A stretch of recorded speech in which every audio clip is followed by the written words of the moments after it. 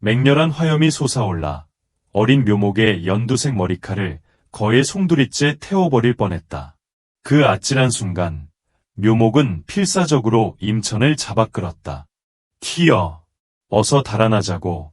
묘목의 숨 넘어가는 듯한 외침 속에서 임천의 두 눈은 형언할 수 없는 분노로 이글거렸다. 그의 몸 안에서는 마치 억눌린 천둥이 갱음을 내며 폭발하는 듯한 전율이 일었고 거칠게 들썩이는 가슴팍 사이로 도저히 상상조차 할 수 없는 원초적인 힘이 뿜어져 나왔다. 그는 망설임 없이 그 폭발적인 힘을 역이용해 자결하는 불새, 연소지조를 마치 한 줌의 먼지처럼 땅바닥에 내리꽂았다. 쿠웅! 기청을 찢는 듯한 갱음이 살림을 뒤흔들었고 불새는 형체를 알아볼 수 없을 정도로 산산조각 나 사방으로 흩어졌다. 이 예상치 못한 잔혹한 광경에 심지어 이밀명조차 새파랗게 질려버렸다. 살아남는 것이야말로 진정한 체면. 죽은 자에게 무슨 체면이 있겠어. 묘목은 더 이상 잔소리할 틈도 없이 혼비백산한 임천을 붙잡고 숲속 깊숙이 내달렸다. 그들은 마치 그림자처럼 나무 사이를 날렵하게 넘나들며 몇 초 만에 시야에서 완전히 사라졌다. 이밀명은 바닥에서 겨우 몸을 일으켰다. 그의 눈빛은 굶주린 맹수처럼 섬뜩하게 번득였다. 그는 주먹을 꽉 쥐었다. 임천, 내가 아무리 발버둥 쳐도 내 소나기에서 벗어날 순 없어. 도련님, 괜찮으십니까? 시위대장이 조심스럽게 다가와 물었다. 추격하라. 이밀명의 얼굴은 섬뜩할 정도로 차갑게 굳어 있었다. 오늘 무슨 일이 있어도 임천을 이 자련산에서 살아서 나가게 둘 수는 없었다. 만약 풍검종 측에서 임천의 사망 소식을 접수하고 이미 입종 신문을 보냈는데 풍불멸이 임천이 아직 살아있다는 것을 알게 된다면 상상조차 하기 싫은 골칫덩어리가 될 터였다. 가문 전체가 필시 혹독한 대가를 치러야 할 것이었다. 에이, 이쪽이야. 왼쪽으로 꺾어. 아냐, 안 돼. 저기에 요수, 가 있어. 오른쪽으로 가자. 묘목은 임천의 머리 위에 앉아 작은 손발을 허둥지둥 휘저으며 필사적으로 길을 안내했다. 임천은 할 말을 잃었다. 정말 너는 도움을 주는 게 아니라 오히려 짐만 되는 게 아닐까 하는 의문이 그의 뇌리를 스쳤다. 뒤쪽 하늘에서는 이밀명이 불새를 타고 차갑고 오만한 시선으로 그들을 내려다보고 있었다. 나에게 있어 너는 그저 주인 잃은 사냥개에 불과해. 내가 굳이 도망칠 기회를 줘도 대체 얼마나 멀리 도망칠 수 있겠어. 이밀명은 임천의 뒷모습을 비웃으며 조롱했다. 이번 승리는 완벽하게 내 것이다. 그는 확신했다. 임천은 뒤를 한번 흘끗 보았지만 전혀 놀라지 않았다. 가문에는 금실털 흰지, 금모백서라는 환수를 부리는 시위대장이 있었다. 추적에 있어서는 타의 추종을 불허하는 자였다. 단순히 도망치는 것만으로는 그들의 소나기에서 벗어나기란 거에 불가능에 가까웠다. 쾅! 머리 위에서 거대한 불덩이가 쏟아져 내렸다. 임천은 절묘한 몸놀림으로 좌우로 몸을 피하며 불덩이의 파편들을 간신히 피했다. 그러나 불덩이 한가운데서 뿜어져 나오는 끔찍한 열기는 여전히 그의 등짝을 강타했고 등골이 오싹할 정도로 뜨거워 그의 기혈이 격렬하게 끓어올랐다. 이밀명은 만족스러운 듯 킬킬거리며 연달아 불덩이를 퍼부었다. 마치 고양이가 쥐를 가지고 놀듯이 여유롭고 잔인했다. 시위대장들도 왁자지껄 웃어댔다. 그들은 이번만큼은 임천이 결코 도망칠 수 없을 것이라 확신했다.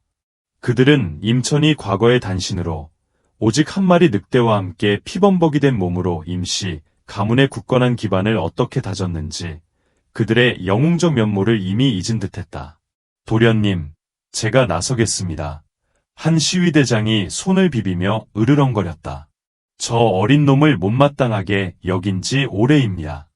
옛날에 제가 기생 한 명 가지고 놀았다고 제 다리를 부러뜨리고 1년치 수련 자원을 빼앗아갔죠.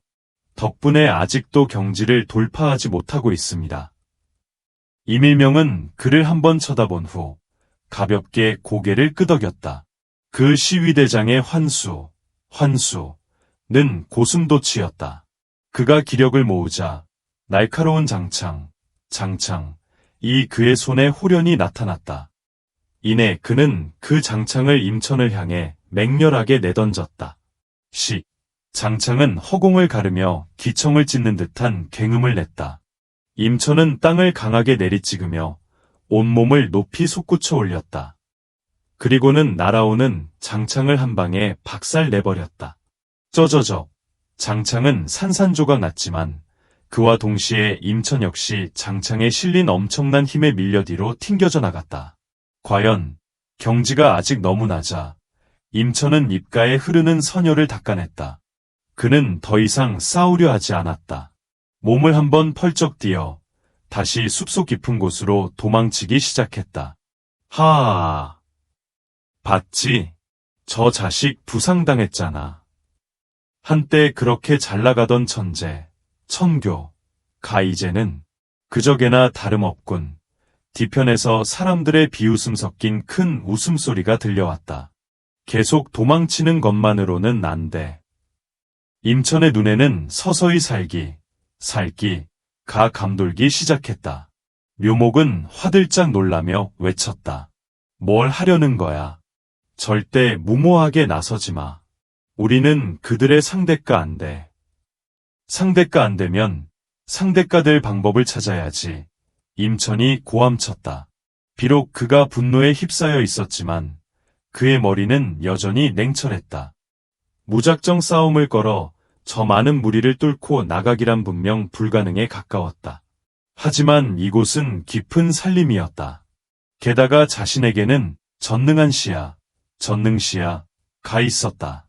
이것이야말로 가장 큰 이점이었다. 만약 이 이점을 잘 활용한다면 어쩌면 역으로 그들을 처치할 수도 있을 터였다. 어린 놈아, 참는 게 상책이라고 내가 말했잖아. 옛말에 이르기를. 묘목은 잔소리를 늘어놓았다. 임천은 폭발하고 말았다. 참는다고. 지랄하고 자빠졌네. 무서우면 그냥 무섭다고 솔직하게 말해. 줏대 없는 놈아. 어린 놈이 나무 형님한테 그렇게 말하는 거야. 무서워. 나무 형님이 언제 무서워했다고 그래. 묘목은 이빨을 드러내며 임천의 머리칼을 움켜쥐었다. 내가 감히 나무 형님을 무시해? 분통 터져 죽겠네. 비록 그들은 압도적으로 불리한 상황에 놓여 있었지만 역으로 기회를 잡아 적을 역공할 수 없는 것은 아니었다. 임천, 림신, 왜 머릿속에서는 격렬한 반격의 수단들이 번개처럼 빠르게 스쳐 지나갔다. 바로 그때 그들 앞에는 드넓은 공터가 펼쳐져 있었고 그들은 이미 깎아지른 듯한 절벽 끝에 다다라 있었다. 이제 어디로 도망칠 셈이냐. 이밀명, 리밀명은 차가운 비소를 흘렸다. 그의 눈에는 이미 승리가 담겨 있는 듯했다. 절벽 아래는 곧바로 자련산, 깊은 곳과 연결되어 있었다. 그곳은 사나운 요수들이 끊임없이 출몰하는 곳으로 알려져 있었고 지령경, 5단계에 이르지 못하는 자가 발을 들이는 것은 스스로 죽음을 자초하는 것과 다름없었다. 그곳은 생지가 아닌 사지였다. 가자. 임천은 추호의 망설임도 없이 절벽 아래로 몸을 던졌다. 순식간에 짙은 안개가 그의 얼굴을 강타했고 뼛속까지 스며드는 듯한 차가움이 온몸을 휘감았다. 마치 얼음 칼날이 피부를 스치는 듯한 감각이었다. 저 자식이 미쳤나. 한 시위대장은 놀란 표정을 감추지 못했다. 감히 자련산 깊은 곳으로 뛰어들다니. 그들의 목소리에는 경악과 함께 두려움이 섞여 있었다. 감히 그 누구도 쉽게 발을 들이지 못하는 금지 구역이었던 것이다. 쫓아라. 이밀명의 얼굴은 흉악하게 일그러졌다. 그의 눈은 분노로 이글거렸다. 살았으면 사람을 봐야 하고 죽었으면 시체라도 찾아내야 할 것이다. 그의 목소리에는 지독한 집착과 살이가 담겨 있었다. 아래로 급강하하는 와중에도 임천은 주변 지형을 기억하려는 듯 감각에 집중했다. 바람이 귀를 때리고 시야가 흐릿했지만 그의 정신은 그 어느 때보다 또렷했다. 셋, 둘, 하나. 숫자를 세는 순간 임천은 손가락을 튕겼다. 그의 손바닥에서 뻗어나온 한 줄기 덩굴이 절벽의 거대한 바위를 휘감았다. 그 즉시 그는 튕기듯이 몸을 돌려 절벽 중간에 자리한 산동 안으로 뛰어들었다. 이 산동은 그 존재 자체가 극도로 숨겨져 있었을 뿐만 아니라 바깥에 짙은 안개와 도끼까지 겹쳐 있어 쉽게 발견하기 어려웠다. 마치 자연이 만들어낸 완벽한 은신처 같았다. 시익. 이밀명은 남은 시위대장들을 이끌고 산동 위를 쏜살같이 스쳐 지나갔다. 물론 임천의 예리한 감각을 속일 수는 없었다. 그의 눈에는 섬뜩한 빛이 스쳤고 천천히 손을 들어 올렸다. 또 한 줄기 덩굴이 소리 없이 뻗어나가 가장 뒤처지던 시위대장의 머리를 휘감더니 그를 산동 안으로 끌어당겼다. 마치 거대한 거미줄에 걸린 먹잇감처럼 순식간에 벌어진 일이었다. 갑작스레 끌려 올라온 시위대장은 경악에 질려 크게 소리쳐 도움을 청하려 했으나 덩굴이 입을 꽉 막아버려 그 어떤 비명도 새어나오지 못했다. 마치 덫에 걸린 짐승처럼 꼼짝없이 갇혀버린 것이다. 시위대장은 무슨 일이 벌어지는지 알지 못한 채 자신이 요수의 기습을 받은 것이라 생각했다. 필사적으로 눈을 뜨자 그가 본 것은 오직 사리로 가득 찬 한 쌍의 눈동자였다.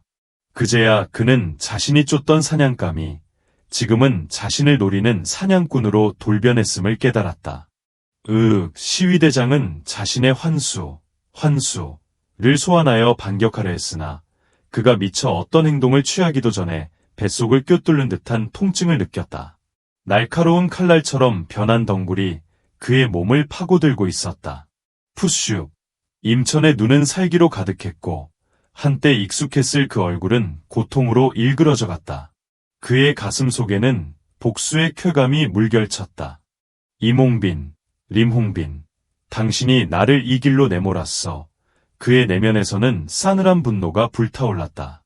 우르르륵 덩굴로 만들어진 날카로운 칼날은 미친 듯이 시위대장의 생명정수와 몸속의 연기를 흡수하기 시작했다. 마치 갈증난 돼지가 물을 빨아들이는 듯한 끔찍한 광경이었다. 몇 초 후 그는 생명력이 고갈되어 싸늘한 주검이 되었다. 죽는 순간까지도 그는 아무런 소리조차 내지 못했다. 조용하고도 잔혹한 죽음이었다. 임천이 절벽 아래로 뛰어드는 선택을 한 것은 그가 자련산 깊은 곳의 안개와 도끼가 바깥보다 훨씬 더 짙다는 것을 알고 있었기 때문이었다. 이는 비단털 힌지, 김사백서, 뇌 후각 능력을 약화시키는 동시에 이곳에 숨어 역습을 가할 확률을 훨씬 높일 수 있을 것이라는 계산이었다. 이처럼 사냥감에서 사냥꾼으로의 전환 과정은 너무나도 자연스럽고 유연하게 이루어졌다. 임천은 다른 천교들과는 달랐다. 그는 수많은 생사의 고비를 겪어왔고 그가 걸어온 길은 언제나 시체와 피바다로 점철되어 있었다. 이 모든 경험들이 그의 극도로 굳건한 성격을 만들어냈던 것이다. 설령 벼랑 끝에 몰린다 할지라도 그는 결코 쓰러지지 않았다. 죽지 않는 한 모든 것은 되돌릴 수 있는 법.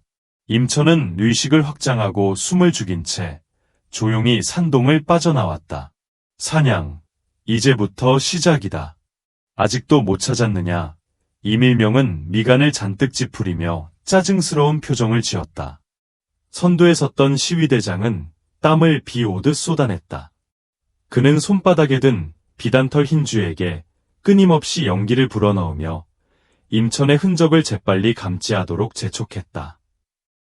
그러나 아무리 재촉해도 비단털 흰지는 찍찍거리며 불안하게 떨기만 할 뿐이었다. 마치 이곳의 짙은 안개 속에 위험한 요수라도 숨어 있는 듯했다. 소가주님, 저 자식이 너무 교활합니다. 이곳의 짙은 안개와 도끼를 이용해 비단털 흰주의 추적을 피하고 있습니다. 시위대장은 이마에 땀을 훔치며 머뭇거렸다.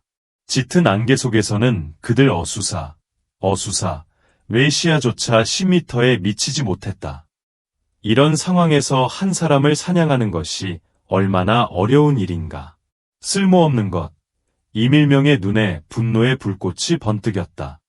녀석이 멀리 가지 못했을 것이다. 이 근처를 샅샅이 뒤져라. 비록 임천이 경지를 회복했다 하더라도 기껏해야 지령경 3단계 수준일 터였다. 반면 자신은 지령경 4단계의 실력을 가지고 있었고 8명의 지령경 3단계 시위대장들을 거느리고 있었다. 임천을 추격하여 죽이는 것은 식은 죽 먹기나 다름없다고 생각했다. 잠깐. 이밀명은 갑자기 얼굴색을 바꾸며 주위를 둘러보았다. 아무리 세어봐도 고작 7명뿐이었다. 그는 자신이 분명히 8명의 시위대장을 데리고 왔음을 똑똑히 기억하고 있었다. 이무, 리무는 어디 갔지? 이밀명은 갑자기 천둥 같은 목소리로 물었다. 남은 시위대장들은 서로를 마주보았다. 이무의 그림자조차 보이지 않는 듯했다. 방금 전 절벽. 산, 나와 람무가 함께 뛰어내렸어. 그들 중 한 명이 창백하게 질린 얼굴로 간신히 말을 이었다. 설마, 람신 그 자식 짓인가? 말도 안 되는 소리 하지마. 그 녀석의 환수는 이미 죽었어. 설령 힘을 회복했다 한들 얼마나 대단하겠어. 누군가 불쾌한 듯 말을 끊으며 덧붙였다. 게다가 우리 이렇게 많은 사람이 고작 그 자식 하나를 두려워할 것 같아. 일명 도련님 앞에서는 그저. 그가 미처 말을 끝내기도 전에 날카로운 덩굴 하나가 아래쪽에서 뱀처럼 불쑥 솟아올랐다. 빨리 피해. 람일명은 번개같이 빠른 반응 속도를 보이며 손에 불꽃을 두른 채 그 덩굴을 낚아챘다. 람일명은 온 힘을 다해 기력을 폭발시켰고 그의 손바닥에서 뿜어져 나온 맹렬한 불꽃은 순식간에 덩굴을 재로 만들어버렸다. 푸슉. 그러나 그 순간 또 다른 덩굴이 짙은 안개 속에서 소리 없이 날아와 한 시위대장의 가슴을 꿰뚫었다.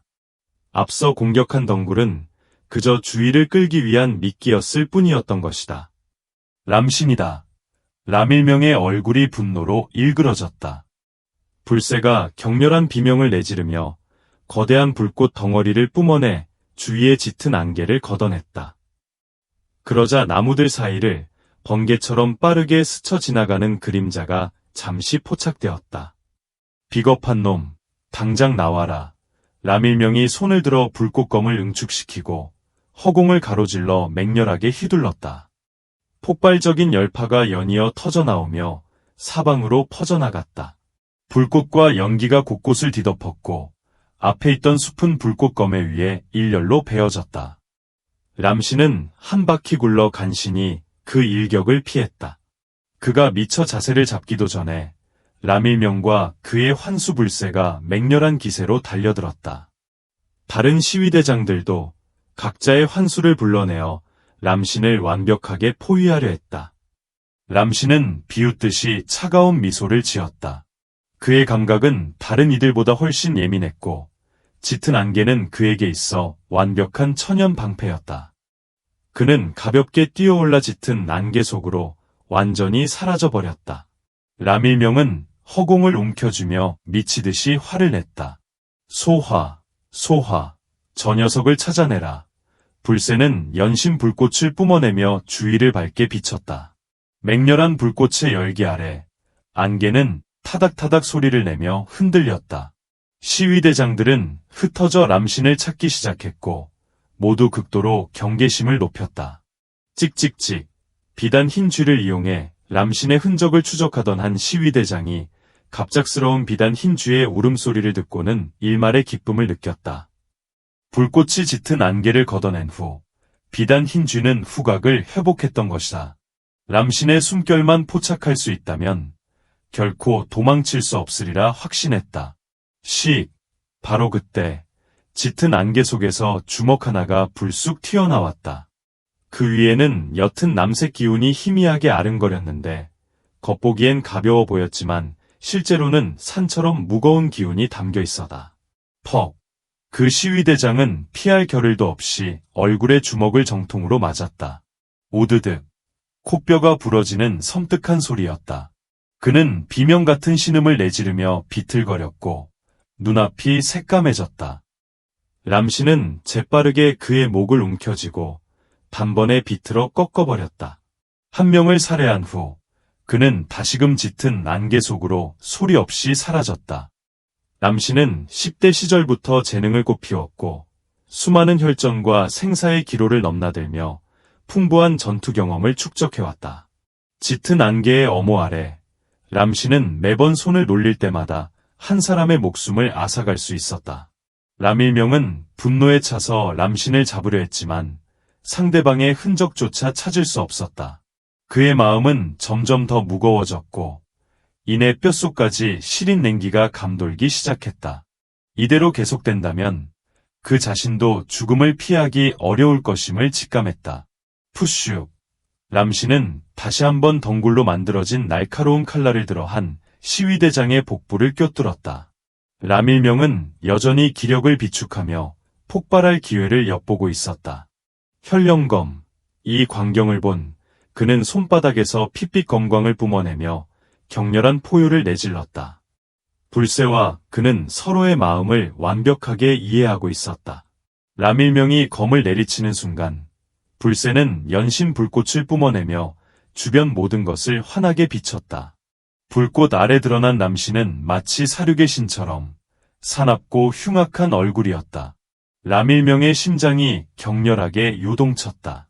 상대방이 이토록 오만한 태도를 보이는 것은 혹시 다른 계략을 꾸미고 있는 것은 아닐까. 하지만 지금 이 순간 그는 더 이상 물러설 곳이 없었다.